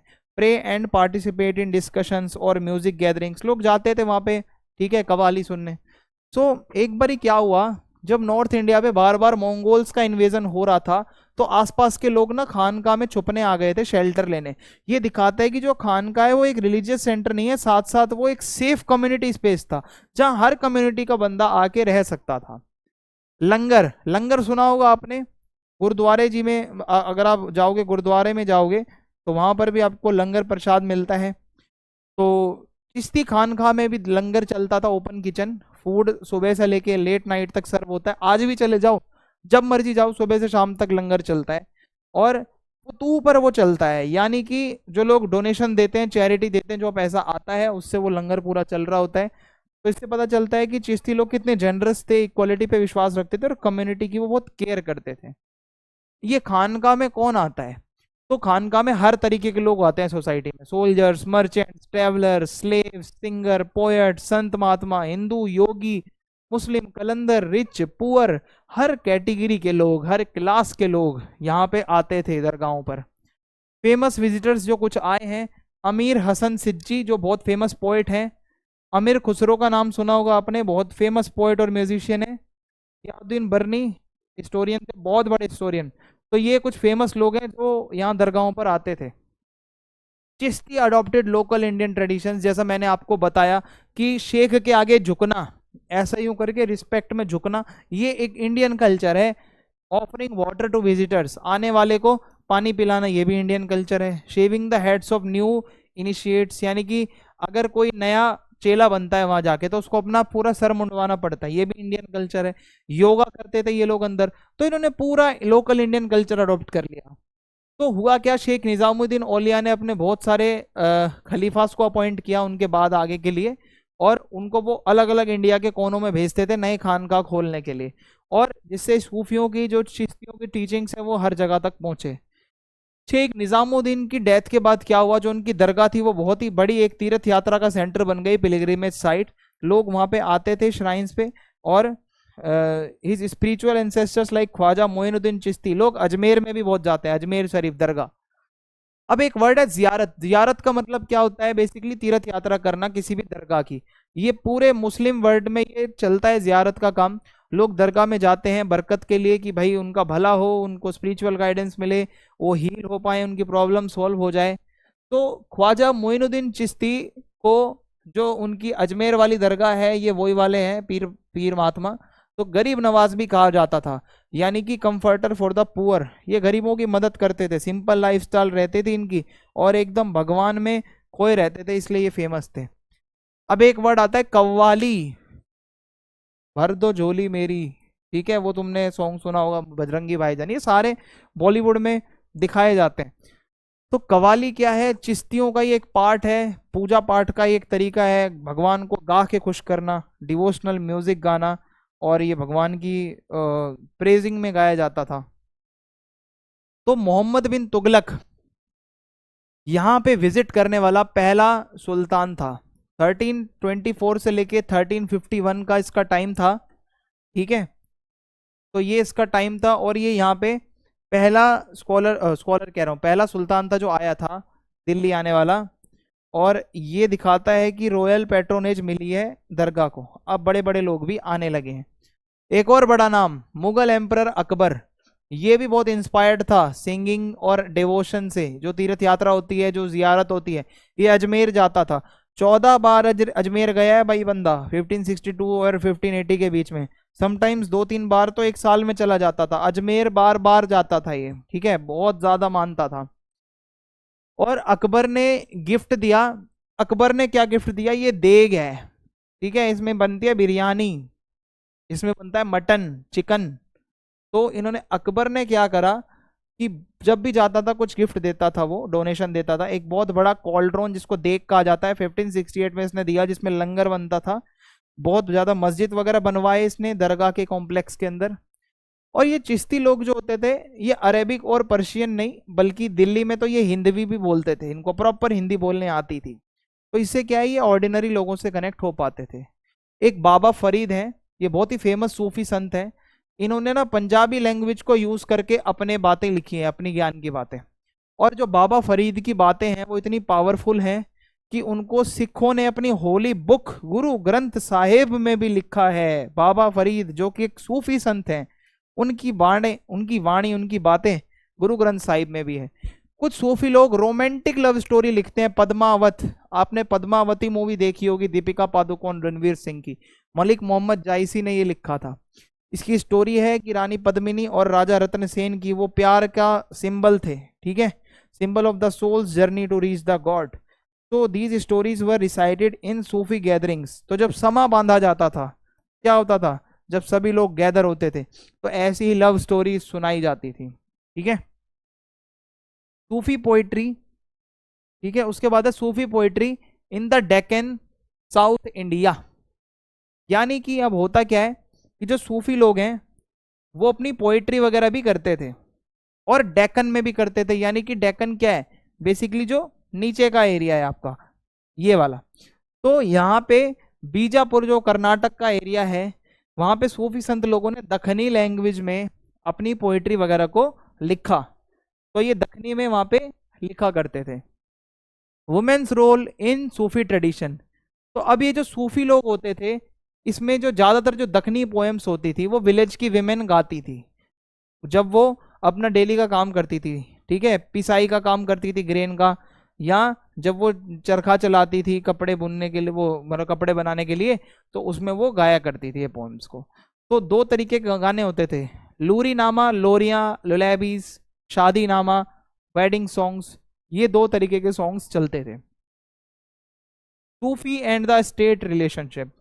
अब मैं आपको ये बताने जा रहा हूं, जो सूफी लोग होते थे उनका स्टेट के साथ क्या रिलेशन होता था। तो राजा महाराजाओं से ये कितने क्लोज थे। Chishti Sufis lived simple life and spiritual life. तो जो चिश्ती लोग होते थे वो बहुत ही सिंपल लाइफ जीते थे भाई, उनको पैसों का लालच नहीं था। और वो मानते थे मिनिमम जो नीड है ना, उतना ही सामान अपने पास रखो। पावर से, सत्ता से ये लोग बहुत दूर थे।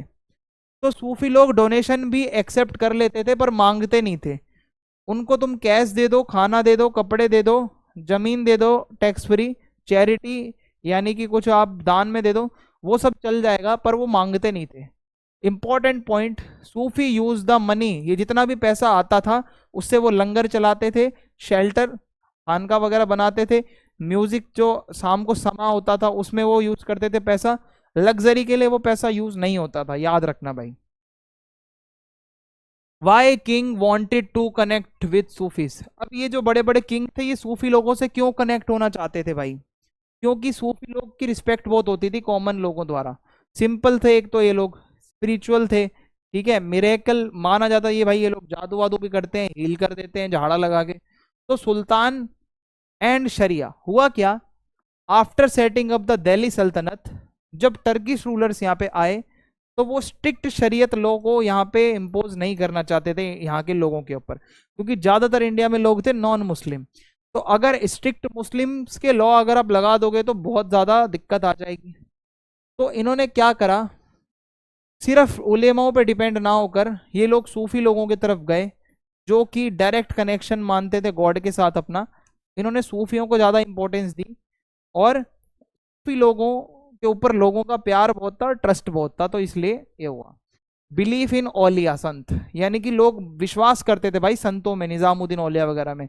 माना जाता है वो लोग इंटरसेड करते हैं, यानी कि लोगों की मदद करने के लिए भगवान से सीधा डायरेक्ट बात कर सकते हैं। दैट्स वाई ज्यादातर जो राजा है वो चाहते थे कि उनके जाने के बाद जो उनका टॉम्ब है वो किसी दरगाह के आसपास बना दो ताकि उनका भी भला हो जाए। Now our next topic, new devotional path, dialogue and dissent in north India. तो अब मैं आपको नॉर्थ इंडिया पे वापस थोड़ा सा और अच्छे से कुछ और टॉपिक्स बताऊंगा। संत कबीर का नाम आपने सुना होगा, इनकी वाणी सुनी होगी, इनके पद सुने होंगे, ठीक है। तो Kabir was a poet and sant who lived during the 14 to 15 century, ये इनका टाइम है। बहुत ही पॉपुलर है अपनी स्पिरिचुअल पोएट्री के लिए, हिंदू मुस्लिम्स के ऊपर ये बहुत लिखते हैं, रिलीजन क्वेश्चन करते हैं, और इन्होंने भक्ति, सूफिज्म को और वेदांत को सभी को एक साथ जोड़ दिया, ब्लेंड कर दिया सभी चीजों को। होता क्या है, कबीर के बारे में हमें कैसे पता चलता है? बहुत ही मुश्किल है, क्योंकि उन्होंने कोई ऑटोबायोग्राफी अपनी खुद से नहीं लिखी। उनके जो भी वर्सेस होती थी, ठीक है, जो उनकी कबीर की वाणी है वो उनकी डेथ के बाद कंपाइल की गई है। उनके जो डिसिपल्स थे, हिस्टोरियंस उनकी पोम्स को पढ़ते हैं, उनकी बायोग्राफीज को पढ़ते हैं जो उनके फॉलोअर्स ने लिखी, उसी से हमें कबीर के बारे में पता चलता है। तो कबीर जी की जो राइटिंग्स हैं कुछ मिली हैं, कबीर बीजक, ये सारी इनके फॉलोअर्स ने लिखी हैं। तो ये कबीर पंथी लोगों ने लिखी हैं जो वाराणसी और यूपी साइड के हैं। कबीर ग्रंथावली जो कि दादू पंथियों ने लिखी है, राजस्थान वालों ने। आदि ग्रंथ साहिब ये सिख ट्रेडिशन में लिखी गई है। तो ये 3 जगहों से कबीर जी के बारे में पता चलता है। कबीर जी भगवान के बारे में क्या मानते थे? कबीर जी ने एक तो आइडल वर्शिप को रिजेक्ट करा कि मूर्तियों की पूजा नहीं करनी है, और उन्होंने बोला कि भाई इस्लाम में अल्लाह, खुदा, हजरत, पीर ये सब एक ही है। हिंदुओं में अलख, निराकार, ब्राह्मण, आत्मन, कुछ भी कह लो, भगवान के जितने रूप हैं सब एक ही हैं। चाहे आप योगिक मिस्टिज्म में चले जाओ, वहां पे डिवाइन और शून्य का कॉन्सेप्ट आता है, शब्द और शून्य का, ये थोड़ी सी फिलोसफिकल और बहुत ज्यादा रिलीजियस टर्म्स है। आप ये समझ लो, इन्होंने राम, अल्लाह, ठीक है, पीर, महात्मा, सभी को एक बता दिया। मतलब ये कहते हैं हजरत, अल्लाह, राम, रहीम सब एक है, ठीक है, सब एक ही हैं और अलग अलग नाम है। ही बिलीव्ड गॉड इज फॉर्मलेस, भगवान की कोई फॉर्म नहीं है, उनका कोई फेस, उनके हाथ, उनके पैर नहीं है, क्योंकि वो इंसान नहीं है। भगवान हर जगह है, ऐसा नहीं है तुमने एक मूर्ति लगा दी है वहां पे मंदिर में तो वो भगवान वहीं रहेंगे। भगवान, पूरी दुनिया भगवान की है, वो हर जगह, ऐसा ये मानते हैं, और वो हर जगह है, हर बंदे में है। भगवान का कोई रिलीजन नहीं होता, ना भगवान की कोई फॉर्म होती है, सभी जो ह्यूमंस हैं वो इक्वल होते हैं, कोई जाति व्यवस्था नहीं होती है, कास्ट सिस्टम, हिंदू मुस्लिम कुछ भी नहीं है, सब एक ही है। ये कबीर कहते हैं प्यार पे फोकस करो, डिवोशन, भक्ति पे फोकस करो, इनर प्योरिटी, अंदर से खुद को साफ करो, बाहर के ढोंग डबास मत करके दिखाओ। Truth is found through self realisation, जब तक आपको खुद को सेल्फ रियलाइजेशन नहीं होगा तब तक आपको सच्चाई के बारे में पता नहीं चलेगा। तो कबीर क्यों इंपॉर्टेंट है? क्योंकि इन्होंने क्या करा, हिंदू मुस्लिम के बीच की दीवार को तोड़ा, लोगों को यूनाइट करा अपनी कॉमन स्पिरिचुअल लैंग्वेज से, ठीक है, जिसको लोग समझ लेते थे। उनकी पोएम आज भी सिलेबस में होती है, कॉलेज में चले जाओ, 11th क्लास की हिंदी उठा लो, कबीर की पोएम 9th में पढ़ाई जा रही है। तो कबीर पंथी और जो भक्ति सूफी लोग हैं वो आज भी इनकी पोएम्स को सुनते हैं। कबीर की पोएट्री में आप अगर देखोगे अलग अलग थीम है। कुछ ऐसी पोएट्री है जो कि क्या करती है, some poems criticise Hindu idol worship using Islamic monotheistic ideas, की इस्लाम तो एक भगवान को मानता है, हिंदू तो 36 देवी देवताओं को मानते हैं, तो ये कहते हैं ये गलत बात है। कहीं पे ये मुस्लिम्स को बुरा कह रहे हैं कि भाई ये खुद को बहुत वो बनाते हैं और अपने घर में शादी करते हैं और मीट वीट खाते हैं, ठीक है। तो others express love for God through concepts like जिक्र एंड इश्क, कुछ ऐसी पोएम्स हैं जहाँ पे ये इश्क है, ये इश्क है, ठीक है, इश्क के बारे में ये लिखते हैं। और कहीं पे ये नाम सिमरन, भगवान की भक्ति भावना वाली पोम्स लिखते हैं। तो डिबेट ये है कि कबीर हिंदू थे या मुस्लिम थे, तो कोई क्लियर रिकॉर्ड नहीं है। तो ये बहुत ही एक कॉन्फ्लिक्ट है। जो बाद में हेजियोग्राफीज लिखी गई हैं, जो इनकी बायोग्राफीज हैं, तो वैष्णव लोग ये मानते हैं कि कबीर जी हिंदू थे बाय बर्थ, नाम था उनका कबीर दास। सूफी और जो लोग हैं वो मानते हैं कि कबीर जी को मुस्लिम लोगों ने पाला था, जुलाहा कम्युनिटी के लोगों ने, जो वीवर होते हैं कपड़े बुनने वाले। ये नहीं पता ये पैदा क्या हुए थे, पर मुस्लिमों ने इनको पाला है। भक्ति हेजियोग्राफीज में माना जाता है कि जो कबीर हैं वो रामानंद जी के शिष्य थे, जो कि एक भक्ति गुरु थे, हो सकता है हिंदू हो। बाकी कबीर वर्ड का मीनिंग होता है ग्रेट। कबीर एक अरेबिक वर्ड है, ठीक है। तो ये मैंने आपको बता दिया। बाबा गुरु नानक, जब आप गुरु नानक जी के बारे में पढ़ते हो तो कभी भी इनकी फोटो नहीं लगाई जाती, फर्स्ट ऑफ ऑल, ठीक है। ये मना है, सिखिज्म के प्रिंसिपल्स के अगेंस्ट है, ठीक है। वो आइडल वर्शिप नहीं करते और उनको पिक्चर्स में डिपिक्ट करना बहुत ही बुरी बात है, ये नहीं करना चाहिए। सिंबल लगा सकते हो आप ये, ठीक है। तो 1469 में ननकाना साहेब, जो कि रावी नीदर के रावी रिवर के पास में ही एक गांव है ननकाना साहेब, पाकिस्तान में आज की डेट में, ठीक है। तो वहाँ इनका जन्म हुआ था। इनकी फैमिली हिंदू थी, मर्चेंट फैमिली थी। और इनकी एजुकेशन की बात करें तो इन्होंने पर्शियन लैंग्वेज पढ़ी थी और ये अकाउंटेंट की पूरी स्टडी इन्होंने करी थी। मैरिड, अगर आप देखो तो married young but showed deep spiritual inclination, married थे पर ये ज़्यादा स्पिरिचुअली इंक्लाइंड थे। इन्फ्लुएंस की बात करें तो ज़्यादातर टाइम ये अपना सूफी संतों के साथ और भक्ति संतों के साथ गुजारते थे, ट्रैवल करते हुए, ठीक है। तो उनका मैसेज क्या है यहाँ पे? बाबा गुरु नानक कहते हैं निर्गुण भक्ति। देखो, दो तरीके की भक्ति होती है, इस चैप्टर में ऑलरेडी मैं आपको बता चुका हूं। भक्ति एक होती है सगुण और एक होती है निर्गुण। निर्गुण, सगुण में भगवान का फॉर्म होता है, निर्गुण में फॉर्म नहीं होता।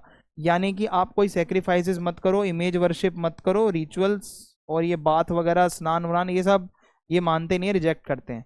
और जो दोनों के ग्रंथ हैं हिंदू मुस्लिमों के, ये कहते हैं कि दोनों ही गलत हैं। तो गुरु नानक जी मानते हैं रब वो सबसे ऊपर है, रब सिर्फ रब है। तो सबसे बेस्ट तरीका है कि आप सिमरन करो, नाम जपना। इसको जो उनके पंजाबी में शब्द होते हैं उनको आप गाओ, उनको आप भजो मन में। तो दीज वर संग विद म्यूजिक, म्यूजिक के साथ आप गुरुद्वारे में चले जाओ, शब्द आप सुन सकते हो, वाणी गुरबाणी, वहाँ पे तबला चलता रहेगा और कुछ ना कुछ ऐसा रिदम बन जाएगी, आप सुनोगे आपको लगेगा आप कहीं जर्नी पे चले गए हो। तो ये क्या है, हमेशा जब भी गुरु नानक जी होते हैं उनके साथ मर्दाना जी होते थे जो उनके कंपेनियन थे, जो रबाब बजाते थे, एक इंस्ट्रूमेंट है। अब क्या हुआ, इन्होंने संगत बनाई, कम्युनिटी को जोड़ा, तो इससे ये मिलजुल कर सारे कलेक्टिव वर्शिप करने लगे और हेम्स को ये गाने लगे। तो इन्होंने गुरु अंगद जी को अपना सक्सेसर अपॉइंट किया और ये ट्रेडिशन आगे चलता रहा अगले 200 सालों तक। टोटल सिखिज्म में 10 गुरु हैं, ठीक है, 10 गुरु माने जाते हैं। अगला टॉपिक है आदि ग्रंथ साहिब। ये क्या है, गुरु अर्जन जी जो थे, 5th गुरु थे, इन्होंने कंपाइल किया गुरु नानक जी की हेम्स को और उनके सक्सेसर्स की हेम्स को, जो उनकी बातें थी उसको लिखा और कुछ पोएम्स को भी ऐड किया, बाबा फरीद और कबीर और रविदास जी की। और इस कलेक्शन को ही आदि ग्रंथ साहिब जी कहा जाता है। इसमें पंजाबी, हिंदी, पर्शियन, ब्रज भाषा, अलग अलग लैंग्वेजेस में शब्द लिखे हुए हैं, ठीक है। फिर आते गुरु ग्रंथ साहिब जी एंड द खालसा। गुरु गोविंद सिंह जी जो 10th गुरु माने जाते हैं, इन्होंने गुरु तेग बहादुर जी जो कि 9th गुरु थे, उनकी सारी बातें लिखी इसमें और फाइनली इनको एक पूरा एक स्क्रिप्चर बनाया। गुरु ग्रंथ साहिब एक ग्रंथ बन गया ये पूरा। इसके साथ साथ ये डिक्लेयर कर दिया कि गुरु ग्रंथ साहिब जी ही एटर्नल गुरु होंगे सिखों के, इनके बाद अब कोई गुरु नहीं है, जो यही है हमेशा हमेशा के लिए। गुरु ग्रंथ साहिब जी भी एक गुरु है, ये याद रखिएगा। अब मैं आपको सिखिज्म के बारे में बताता हूँ। 5 सिंबल होते हैं जब आप सिखिज्म के बारे में पढ़ते हो। तो केश, जो आपके पग के अंदर केश है वो आपको कट नहीं करने, ठीक है, ये पहला रूल है, केश रखने होंगे आपको, अनकट हेयर। दूसरा है कड़ा, स्टील का कड़ा, ये जो आप देख रहे हो ये आपको दिखेगा। कच्छ यानी कि शॉर्ट पैंट्स हमेशा आप वियर करोगे, आपके पास रहेगी। कंगा यानी कि वुडन का कॉम, एक लकड़ी का कंगा रहेगा। किरपाण यानी कि इस तरीके से किरपाण, ये चाकू जैसा कुछ आपको दिखता है। ये हमेशा एक जो सिखिज्म को फॉलो करने वाला बंदा है उसके पास ये सब चीजें रहेंगी ऑलवेज, ठीक है। तो खालसा पंथ क्या है, ठीक है, खालसा, खालसा क्या है, 1699 में गुरु गोविंद सिंह जी ने ये सेक्ट बनाया था। खालसा का मतलब होता है the pure, Khalsa, a spiritual and military group, spiritual with military skills. अगर कल को सिखिज्म के ऊपर कोई खतरा आता है तो तलवारें लेके खड़े हो जाओ, गर्दन काट दो, सिखिज्म पे कुछ नहीं होना चाहिए। तो इनके टाइम पे सिख कम्युनिटी एक मिलिट्री फोर्स बन गई भाई, सिखों ने अपने एम्पायर बना दिए बड़े बड़े, ठीक है। और अब मैं आपको अगले टॉपिक पे लेके चलता हूँ, मीराबाई। मीराबाई एक राजपूत प्रिंसेस थी, इनका नाम भी आपने सुना होगा, मीरा के पद आपने पढ़े होंगे कभी छोटी क्लासेस। ये आपको पता है ये श्री कृष्ण जी की बहुत बहुत बहुत ज्यादा पूजा करते थे। मारवाड़ की थी ये, राजस्थान की। इनका जन्म हुआ था एक रॉयल फैमिली में, और भक्ति ट्रेडिशन में ये डिवोटी थी लॉर्ड कृष्णा की, ठीक है। तो इनकी शादी हुई थी इनकी इच्छा के अगेंस्ट, और वो राजा था, प्रिंस था सिसोदिया क्लैन का, मेवाड़ का ही। तो मीराबाई ने मना कर दिया कि मैं तो भाई वाइफ नहीं बनूंगी, ना मैं क्वीन मेरे को बनना। उन्होंने ओपनली बोला सोशल कोई नॉर्म्स को मैं मानूंगी नहीं, मैं तो श्री कृष्ण को अपना पति मानती हूँ, अपना सब कुछ मानती हूँ। तो अब इन्होंने considered Krishna not just as God but as her beloved, अपना प्रिय बना दिया श्री कृष्ण को, सिर्फ गॉड नहीं, मेरी शादी तो इन्हीं से हो गई है। रिजेक्ट कर दिया इन्होंने अपनी फैमिली को, रॉयल ड्यूटीज को, और एक संत महात्मा बन गई ये भी, वेंडरिंग इधर उधर घूमती घूमती। बहुत लोगों ने इनको अपोज किया, कई बार इन्होंने जहर खाने की भी, मतलब इवन अटेम्प्ट टू पॉइजन हर, इनको जहर देने की कोशिश की गई, किस्मत से बच गए भाई। इनके ससुराल वालों ने इनको मारना चाहा पर ये बच गई भाई, ठीक है, सरवाइव कर गई। इनकी पोइट्री में ज्यादातर ये भजन लिखती हैं, और इनके जो भजन है वो दिखाते हैं प्यार, इनका दर्द सेपरेशन का, और इनकी स्पिरिचुअल बातें जो ये श्री कृष्ण के बारे में लिखती हैं, और ये भगवान के सामने सरेंडर करती हैं, अपना सर झुकाती हैं। इनके भजन को ओरली सुनाया गया सेंचुरीज तक, आज भी इनके भजन गाए जाते हैं। तो आज ये माना जाता है कि जो मीराबाई हैं उनके जो गुरु थे वो रैदास थे, यानी कि रविदास, जो कि एक लेदर वर्कर थे, चर्मकार थे। माना जाता है जो चर्मकार कम्युनिटी से उस टाइम पे जो लोग आते थे वो लो कास्ट माने जाते थे, एससी कैटेगरी के। तो लेकिन इन्होंने राजपूत होते हुए एक चर्मकार कैटेगरी के आदमी को अपना गुरु बनाया। तो ये दिखाता है कि ये लोग कास्ट में नहीं मानते थे, ये जो लोग नहीं, सॉरी, मीराबाई कास्ट में नहीं मानती थी, कास्ट की सभी बाउंड्रीज को तोड़ दिया इन्होंने। तो इन्होंने रैदास जी को अपना टीचर बनाया, ठीक है। फिर क्या है, फिर उन्होंने व्हाइट कपड़े पहने एक विडो की तरह, या फिर भगवा कलर के कपड़े पहनती थी वो, ठीक है, जैसे उन्होंने सब त्याग दिया, वो स्पिरिचुअल लाइफ में है। तो उन्होंने भक्ति का रास्ता चुना, सिंप्लिसिटी का ओवर रॉयल एंड लग्जरी। तो बाकी संतों की तरह मीराबाई ने कोई अपना धर्म नहीं बनाया, जैसे कि आप देखोगे ज्यादातर संत महात्मा जो आ रहे हैं अपना सेक्ट बना रहे हैं या अपना धर्म बना रहे हैं। मीराबाई ने ऐसा कुछ नहीं किया था, लेकिन वो क्या है कि but she became a timeless inspiration, वो सभी के लिए एक इंस्पिरेशन है, विमेन के लिए भी, मैन के लिए भी। स्पेशली जो गरीब लोग होते हैं, जो लोअर कास्ट के लोग हैं, मोस्टली जो गुजरात के लोग हैं, राजस्थान के लोग हैं, वो मीराबाई को बहुत मानते हैं। Reconstructing histories of religious traditions, ये लास्ट टॉपिक है आपके एनसीईआरटी का, कि what do historians use as sources, sources क्या हैं। अगर आपको रिलीजियस ट्रेडिशंस को समझना है तो आप स्कल्पचर, मूर्तियां और आर्किटेक्चर को देखोगे, टेम्पल को, मॉस्क को, दरगाह को, जैसे चिश्तियों की दरगाह, भक्ति संतों की मूर्तियां, इससे पता चलेगा, इससे आपको सेंस बनेगी क्या बिलीफ्स थे, क्या प्रैक्टिसेस थी। दूसरा, आप स्टोरीज या बायोग्राफी पढ़ सकते हो, आप लाइफ स्टोरी पढ़ो, कबीर जी की, मीराबाई जी की, गुरु नानक जी की, बासवन्ना जी की, आपको इनके बारे में पता चलेगा कि उनकी टीचिंग्स क्या थी, उनका कितना इन्फ्लुएंस था। तो किस तरीके के टेक्स्ट यूज होते हैं हिस्ट्री बनाने के लिए, सिंपल टेक्स्ट जिनकी लैंग्वेज इमोशनल हो, जैसे बासवन्ना जी के जो वचन थे ये कर्नाटक के थे, लिंगायत वाले आपको पढ़ाया था। लोकल डिवोशनल पोएट्री जैसे मीराबाई जी के भजन हैं और गुरु नानक जी के शब्द हैं, ये यूज करते हैं ये हिस्टोरियंस। फिलोसफिकल पोएम्स हैं, कबीर जी के दोहे हैं, उलट वाणी है जो ये लिखते थे। रॉयल ऑर्डर्स और फरमान्स, जैसे कि मुगल एम्परर्स ने जो भी फरमान जारी किए, ये सारी चीज़ों से आपको रिलीजियस चीज़ें पता चल जाएंगी उस टाइम पे क्या क्या थी। What skill does a historian need, अगर किसी बंदे को ये सारी चीजें अंडरस्टैंड करनी है, समझनी है, उसके पास क्या स्किल्स होनी चाहिए। उसको बहुत सारी लैंग्वेजेस समझ में आती हो, संस्कृत, पर्शियन, हिंदी, पंजाबी, कन्नड़, उसको अलग अलग पोएटिक, रॉयल और स्पिरिचुअल और फोक राइटिंग स्टाइल को समझना आता हो, उसको सिंबल्स का मीनिंग पता चलता हो, मेटाफर का मीनिंग पता हो, कल्चरल रेफरेंस क्या होता है ये उसको अच्छे से पता हो, तो उसको उस टाइम पीरियड के बारे में पता हो, उस एरिया के बारे में पता हो, तभी वो सही से एक इंटरप्रिटेशन बना पाएगा। और इसी के साथ ये चैप्टर खत्म। वीडियो पसंद आई है तो चैनल को लाइक करें और वीडियो को सब्सक्राइब करें। जय हिंद, जय भारत।